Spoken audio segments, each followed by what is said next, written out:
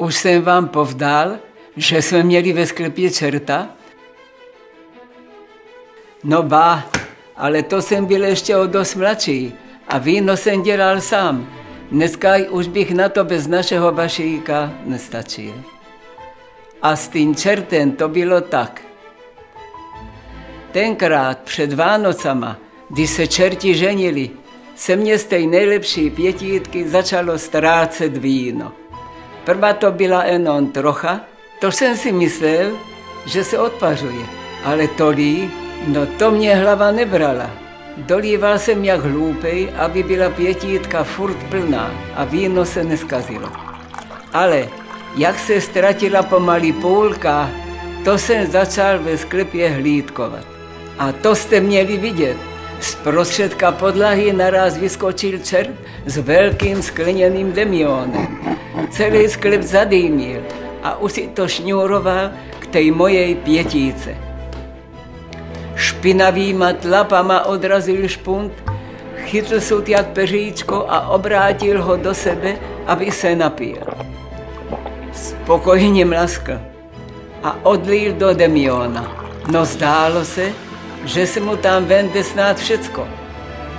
Pak zase sud posadil na místo, zašpuntoval a než jsem se stihl zpamatovat, byl pryč. A polovička vína ze suda taky. No, dožralo mě to, ale sám jsem si na čerta netroufl. Podle všeckého měl silu, jak štýrský valach. To jsem se zebral a jdu za nejsilnějším z dědiny kovářem Tomášem. Ten slíbil, že další noc se mnou na čerta počká. O půlnoci tu čert byl, ale sotva vytáhl špunt, Tomáš skočil, chytl ho zezadu za rohy a tak s ním lomcoval a tancoval po sklepě, až mu jeden z těch rohů utrhl. Čert skučel a prosil, ať ho Tomáš nechá, že už víckrát na víno nedonde. Jenomže věřte čertovi. Hned jak čert zmizel v díře, zašpuntoval Tomáš sud tím jeho rohem a povdá. Strýcu, měl byste se proti ten čertom nejak pojistit. Já vám s tím nepomožu.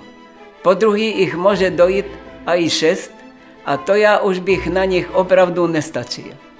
A taky by vám to tady mohli zapálit. A měl pravdu. V nedělu po mši jsem se zastavil u pana faráře v zákristii na kus řeči. A jak jsem mu toto svoje trápení s čertem vypověděl, poradil mě on tuze dobře. Zašel se mnou do sklepa a když jsme potom vycházeli na vrch, slíbil jsem mu svatosvatě, že mu druhý den povykládám, jak to všecko dopadlo. O půlnoci už jsem zas čekal na čerta.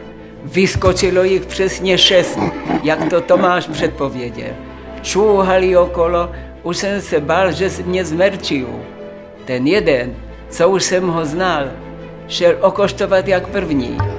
A na to jsem se těšil nejvíc.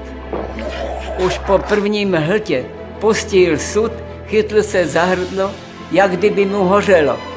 Ostatní čerti se lekli, co prej mu je. A on si paví zakokral. To je mešní víno.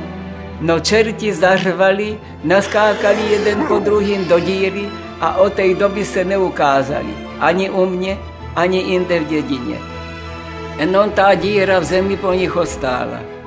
A čertovský roh místo špunta. Na druhý den jsem všecko panovi farářovi vypověděl a on uznal, že mám tuze poctivý mešní víno.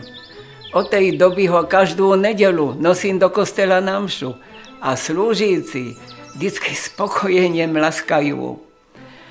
A že se jich tu za těch 50 roků vystřídalo.